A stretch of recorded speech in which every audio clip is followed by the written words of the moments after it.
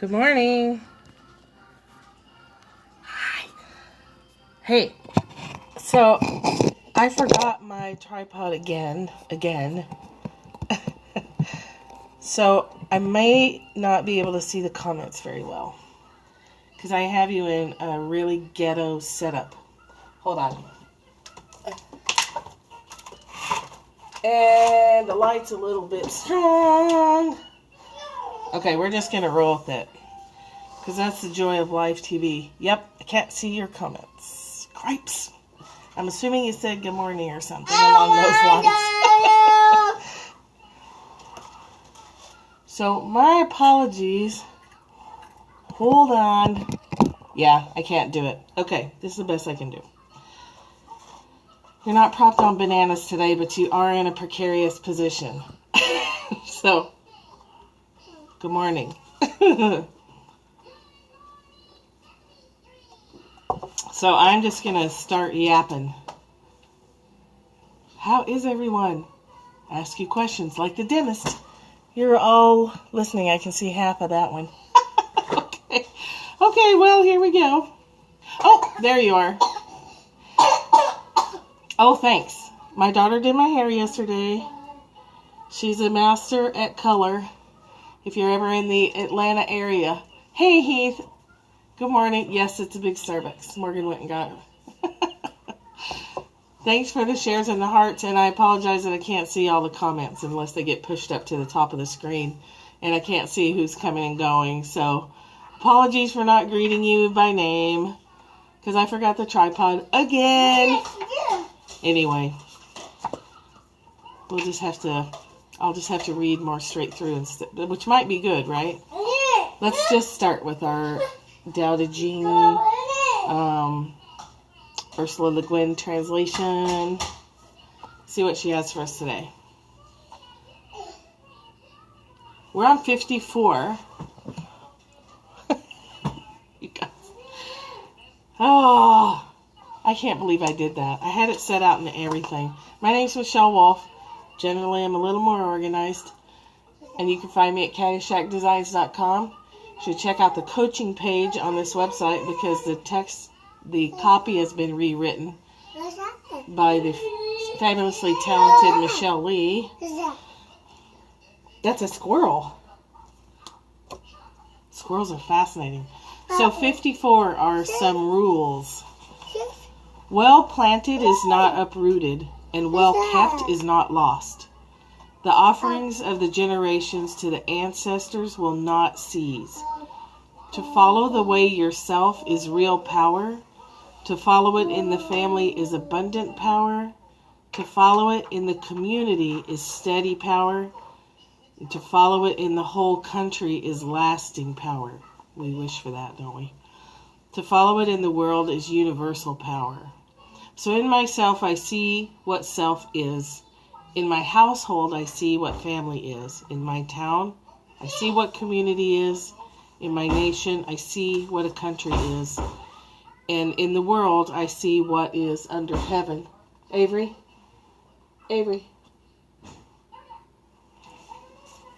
Suddenly the kitchen drawers are fascinating. How do I know the world is so? By this. So her notes at the bottom say, I follow Whaley, W-A-L-E-Y, I don't know who that is, interpretation of this chapter. It is Tao that plants and keeps. The various kinds of power belong to Tao. And finally, in myself, I see the Tao of self, and so on. I would say that following the way and following the Tao is the only source of true power. It's the only source of effective power. It's the only source of power that doesn't then degenerate into a power struggle between egos. So following this method and not telling yourself stories about yourself or others. The worst thing I see happen in relationships is thinking that you already know what the other person's motivation is. We often pick up a feeling from someone, but we frequently misinterpret where that feeling is coming from or what it's about. And we a lot of times in relationships misinterpret or misattribute what motivations are. So we think a person just displayed a certain behavior because of, and then we tell this story about that. We tell a story about what they meant by that. And we never ask the person, hey, here's what I heard. What did you actually mean? Because I heard this certain thing and I'm not sure if it's accurate. The best thing you can do in your relationships is ask what a person meant. If you hear something and it triggers something in you, it could be they meant something personally to you. I can't stand not seeing the comments. Jump to conclusions, yes. Betty, I don't know if you were here, but I can't see the comments really because of the tripod. Let me see if I can just take it out and hold it. I can't stand not seeing what you're saying. Okay. It feels like more of a podcast if I can't see you. Let's try this. I'm just going to hold it, which makes my boobs look like three sizes larger than they actually are. So jumping to conclusions, thinking that just because you would have meant that by a certain statement that they mean the same thing, that is a very disempowered position to be in. And when you are centered and certain in your own power, you don't make those kinds of mistakes in communication. You remember to ask, and often you'll more accurately perceive what the person is intending if you're centered in your own power first. But we're practicing. We're not there yet. Or we're not there yet all the time as much as we'd like to be. I'm rearranging things here. This is where I had you set up. Is that ridiculous? In a wooden box with my glass cases behind it. It was holding it steady, but then I couldn't see you, so. Just remembering to ask is the hardest part. Remembering to ask, what did you mean? Here's what I heard. Is that what you meant? And a lot of times people will say, no, that's not what I meant. But we pick up the feeling because we're so high-pitched. We pick up a feeling because we're so sensitive. What did you do? Well, how did you get this in the first place? Thank you. Nope. Thank you. Oh, I'm sorry. Whoops. Hold on. I'm getting you a replacement. Hold on. I hope I'm not making you dizzy. Here. You can have this. Don't cry, baby. It's all right. She had the pinchers. She might have pinched her fingers. I don't know even where she got those from. Asking questions. Ask questions. You do more than jump to conclusions. I jump down their throat with my righteousness. I think we're all guilty of that at times. A lot of the feedback I got when I was a new supervisor was that I was too quick. I was too fast. Like, even if I knew where the person was going, I needed to give them the time to get there by themselves instead of me jumping in over it. Now what's the issue? Yeah. Oh my. What is the screaming? Hey, you're not supposed to be in that drawer. Screaming. Gimme. Don't cry. Don't cry. Don't cry. You're not even supposed to be in here. That's your spoon. You want a banana? Let's try the banana trick.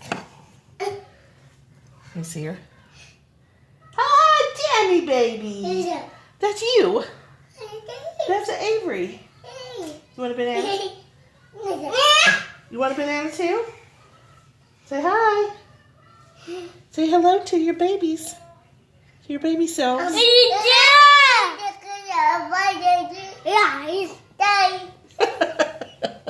Die, she says. Hang on.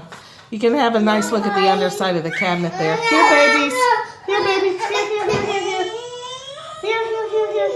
Avery, honey. Here.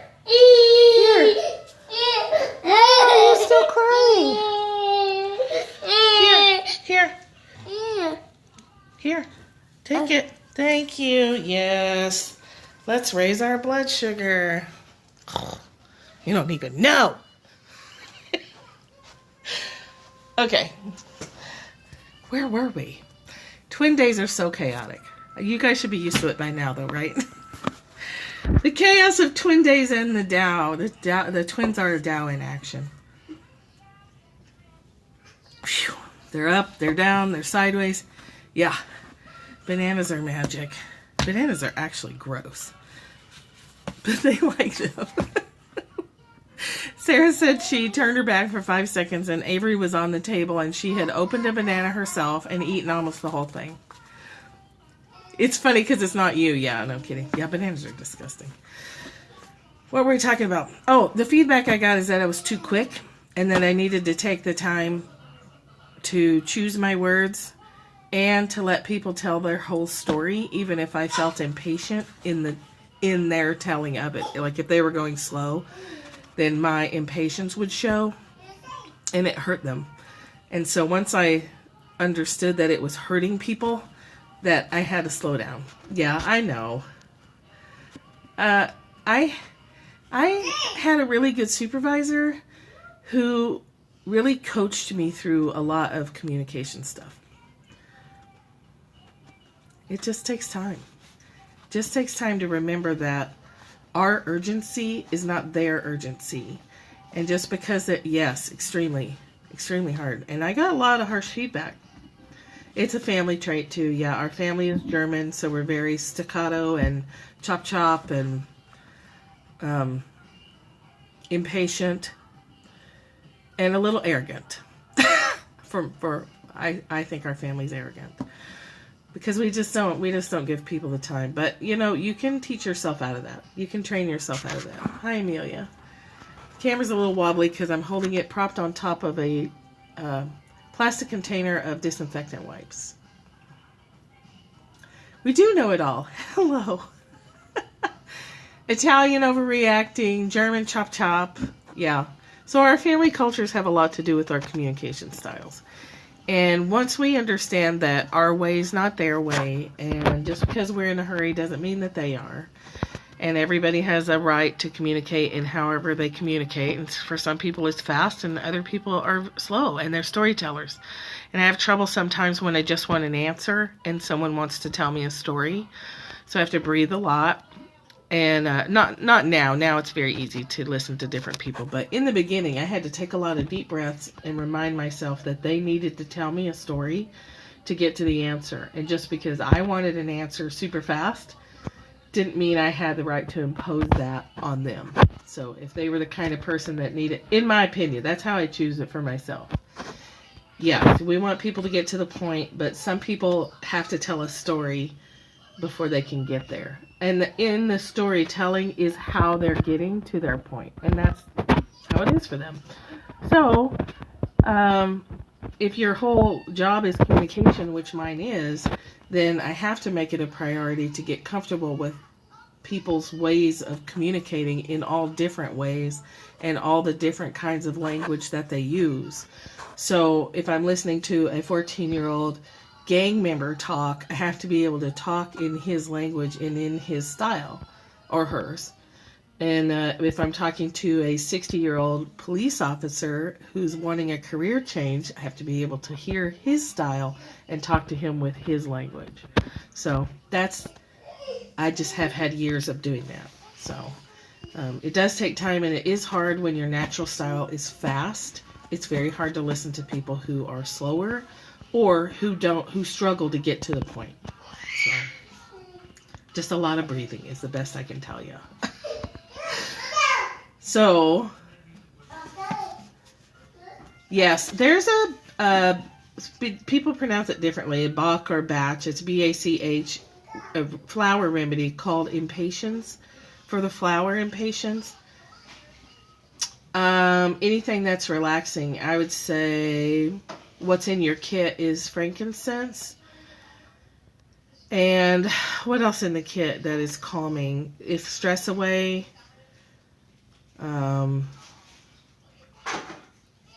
lavender, yeah, anything that's calming, it is going to help you remember to breathe and slow down. If you breathe and slow down, other people's style of communication is not so troublesome.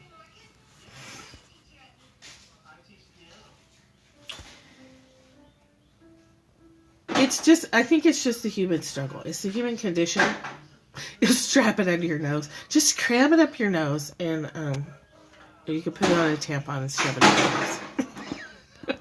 Okay. So 54 in the Stephen Mitchell translation. And this is part of Taoism. Understanding that all different streams of water flow differently, and even in the same river, you have a bunch of different currents and waves and structures for water. So whoever is planted in the Tao will not be rooted up. Whoever embraces the Tao will not slip away. Her name will be held in honor from generation to generation. Let the Tao be present in your life, and you will become genuine. Let it be present in your family, and your family will flourish. Let it be present in your country, and your country will be an example to all countries in the world. Let it be present in the universe, and the universe will sing. And how do I know this is true? By looking inside myself. I see that you got in that drawer again. Dang it. She got all the Ziploc bags. Here, you can take this. Yep, there you go. Play with that. Toddlers. They're sticky. They're on there. They've already figured out how to press them down and get the door open. Anyway. So, first I used blue painter's tape to tape them shut. Then we put the drawer baby locks on there, and they've already figured out how to get their naughty little fingers in there. Damn it. And there's 2 of them. That's the hard part. 4 little paws digging in stuff. Yeah, well, we'll have to now, because now I can't keep her out of it. If I catch her, if she sees me, I can give her the mom eye, and she'll quit. But you have to catch her. And I'm a little distracted at the moment. So. Okay. Now we're moving on to the Byron Katie book. Here's the thing about relationships and communication. When you're connected in your power, when you're centered in your own heart and love, slow people don't bother you because you just love them. And you just love yourself, and you're just in that place of total acceptance for everything and everyone. And struggling with their slowness is not an issue, because that's an ego thing. That's a power thing. So when you're centered and you're just coming out of a meditation, or you're going through life in a centered state, no, you don't feel like that, or you disagree?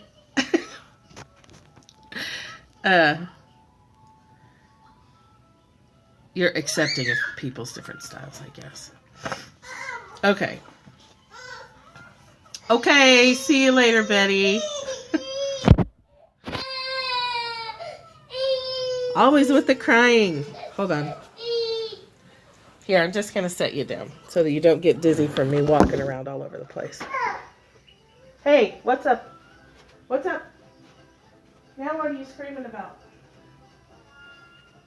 What's the matter? What's the matter? Why are you crying? What did you do? You want more banana? You want banana? Come on.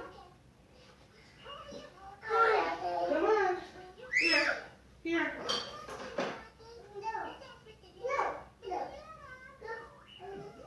You hit your head? Here you go. Banana. Banana. Oh, there you go. Yeah. There you go. I'd like you to stay out of that drawer, please. Okay. Look, and you're still giving hearts. You guys are so awesome. You're so funny to join me on my daily practice. Even when it's so chaotic. So, oh, your phone's acting up? Oh, geez. Mine's overheating. It's really hot. I can feel it. Okay, so let's get to Byron Katie while we still have a chance to talk about it. We do only 3 things in life. We sit, we stand, we lie. That's about it. Everything else is a story. Life is not difficult. It's your thinking that makes it difficult. Your daily, well, good. We can daily practice together. Which reminds me that even when I'm traveling, I probably still will have to scope because it would feel weird not to. Plus, I'm trying to make it through 365 days of scoping every day. It's not life that's hard, it's our thinking that makes it hard. That's where your happiness or your misery comes from. There are 2 ways to sit or stand or lie. You can do it comfortably or you can do it with stress. It's that simple. We can go through our day comfortably or we can go through it with stress. I get stressed with the twins because I worry about, it's not easy for me yet to teach through chaos or to discuss through all this activity going on behind me. So it's a challenge in focus, and it's a challenge in letting go of how that might be on the other side of this, on your end of things. I have to continually let go of having concern about how all this chaos is going to be impacting other people. It's a process. So if you don't love where you are, I invite you to question your beliefs. It takes a lot of courage to go inside yourself and find genuine answers to the 4 questions of the work. When you do, you lose all your stories about the world, and you lose the whole world as you understood it to be. Once you question what you believe, you begin to see clearly. Your mind is no longer at war with itself, and in fact, you become excited about reality, even about the worst that could happen. Definitely not there yet. You open your arms to reality. Just show me a problem that doesn't come from believing an untrue thought. And I do believe that's true. Every single problem we have that you could call negative or stressful, you can trace back to a dysfunctional story about how things should or shouldn't be, or how people should or shouldn't act. If you trace it backwards, you can find freedom in that process. Whatever happens, I always look for the gift in it. I don't have eyes for anything else. I know that if I lose anything or anyone, I've been spared. If my husband left me, I'd think, how do I know that I don't need him? He's gone. If I were to lose my legs, I'd think, how do I know that I don't need legs? I don't have them. Of course, freedom doesn't mean that you let unkind things happen to you. It doesn't mean passivity or masochism. If someone says he's going to cut off your legs, run. If someone is showing you that they cannot change their behavior in a way that is the way you want to live your life and you can't make it work, then you don't stay. But you leave differently. You leave with kindness, and you leave with love and a lot of praying for the highest good concern for everyone. This method does not mean that you actually put up with less crap when you're doing this, because you know who you are and you know what you've chosen your life to be, and you're very clear on it. So you know, I can function with this, I cannot function with that, and you're very clear about it. So it's super easy to make decisions that way. But you have to be very clear on what you will and won't live with.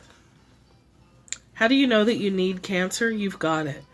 But to accept cancer is not to lean back and do nothing. That's denial. You consult the best doctors you can afford, and you get the best treatment available. Do you think your body is going to heal most efficiently when you're tense and fearful and fighting cancer as an enemy, or when you're loving what is and realizing all the ways in which your life is actually better because you have cancer, and from that calm center, doing everything you can to heal? Hey, Aaron, there's nothing more life-giving than inner peace. I say that a lot about Reiki and other healing modalities. A study was done that people who went to therapy, over 85% of them felt better after And it didn't matter who the therapist was, and it didn't matter what modality they were using. Just the act of going and talking to someone, people reported feeling better. And I think it's because they relaxed. Reiki relaxes people, and their bodies can then do the healing. Massage relaxes you, and their bodies can do the healing. A lot of times people will start to relax even just making an appointment to go get a massage, because they know that, oh, I'm going to go relax now. Questioning our stories in our heads and the things we tell ourselves about the world gives us freedom. We can relax, and healing takes place when our bodies are relaxed.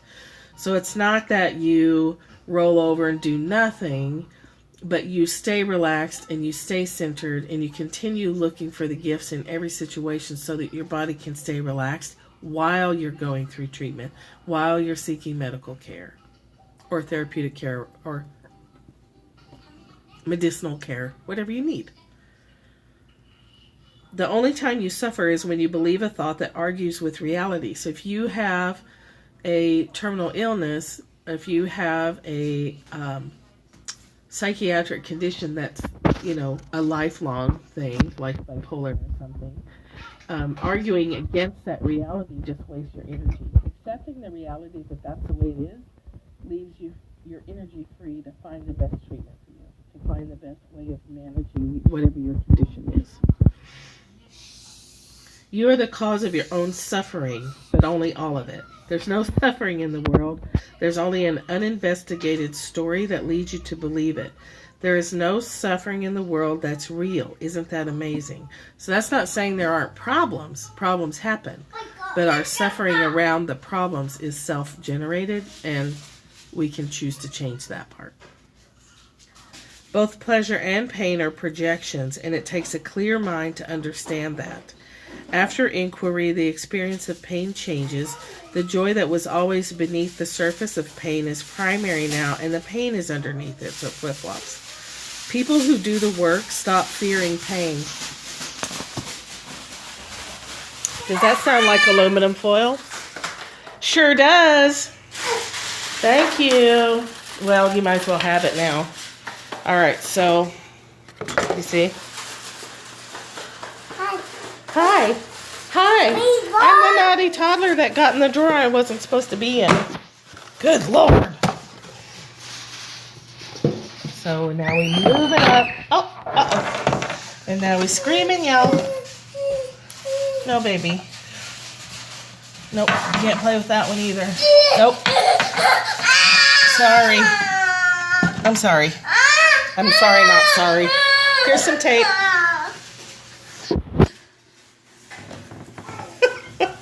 And we're quiet. So we're going to have rattling aluminum foil in the background. She would not stay out of that drawer. So I know that's pretty loud on your end. So I'll trust that your volume controls are working.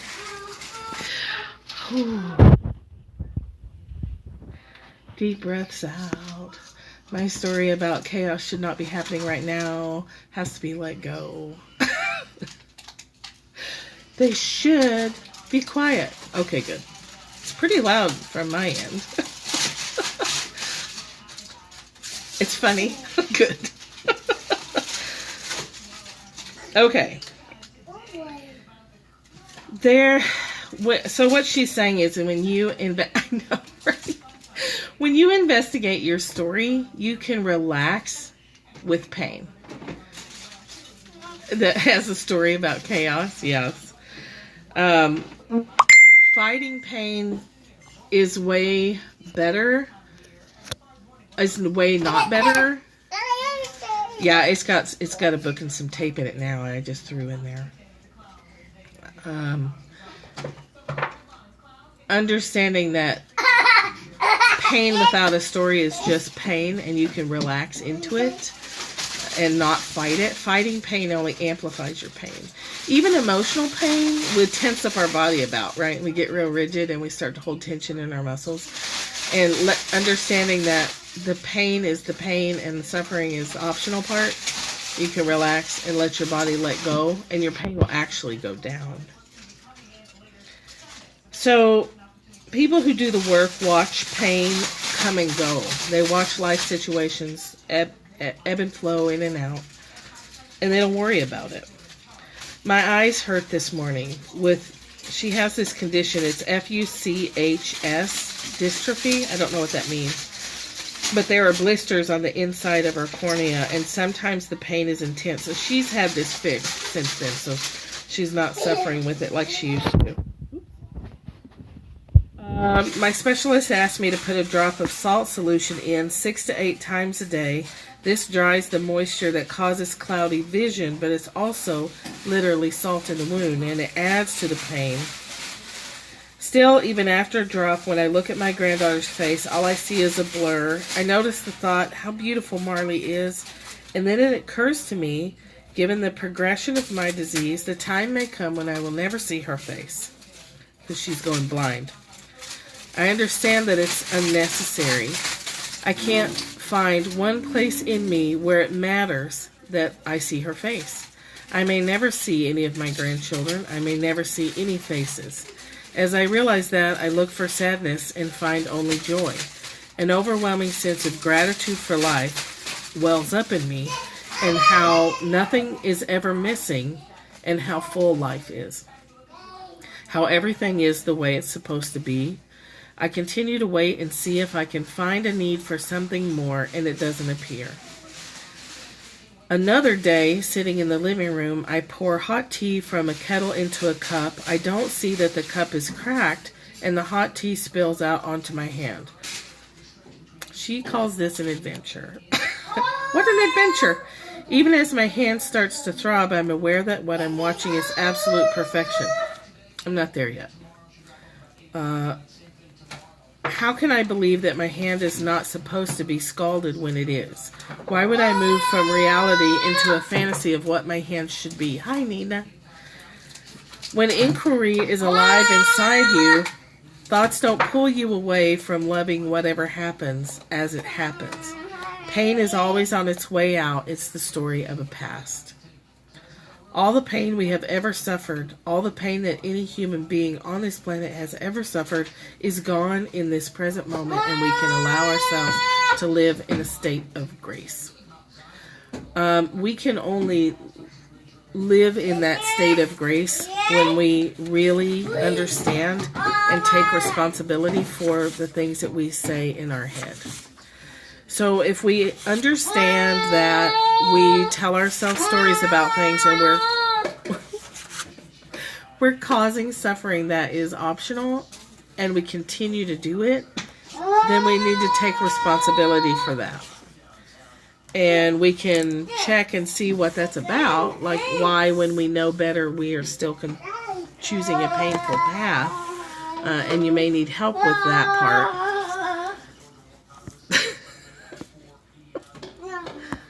Look at that. And they're so cute. She's yelling in that tube is what she's doing. They're busy. They're so busy. And they get over things so quickly. And we don't, because we get stuck in our stories. So, investigate that concept for the day. If you understand and you really believe that you have some control over your amount of suffering, ask why you're not using your tools. In therapy, it's called therapy interfering behavior. When people have tools and they're choosing not to use them, and they're choosing to feel pain instead, then there may be some other stories that are driving stories. So it can get complicated then. But sometimes it's just making a choice that you're feeling good is really the only thing that matters. If you feel good, everything else is okay. If you're okay, everything else is going to be okay. Oh my. Now we have a cardboard tube war. Hey. Whoop. Oh gosh. Oh my gosh, you guys. It's like MMA over here. Oh, okay, I gotta go. Oh no, it's okay. It's okay. Here. Did you see that? Cage fighting at 2 years old. Say hi. That's Avery. Say hi, Avery. Say hi. That's you. Okay. That's Avery. What is that? Yeah. Those are hearts. Uh-oh. Toddler MMA. Say hi, baby. Yay! I did it! Hello. Yay!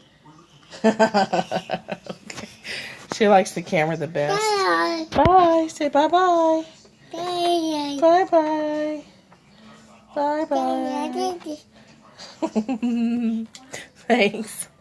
Thanks for hanging out with us today. I'm going to go. They need a little more supervision than usual today, I think. I've never seen them do that before. I don't know if you caught that, but they one shoved the other one down and took her stuff away, and then the other one shoved back and knocked the other one down. Primal violence in their little animal selves. So I better go pay attention. Anyway, thanks for coming today. Thanks for being part of my daily practice. Thanks for me being your daily practice. And I will see you tomorrow from the slightly less chaotic. I know, right? We're going to have a talk about this punching. Thanks. Thank you. Talk to you later, guys. I'll see you tomorrow. You guys say bye-bye? Bye. Bye-bye.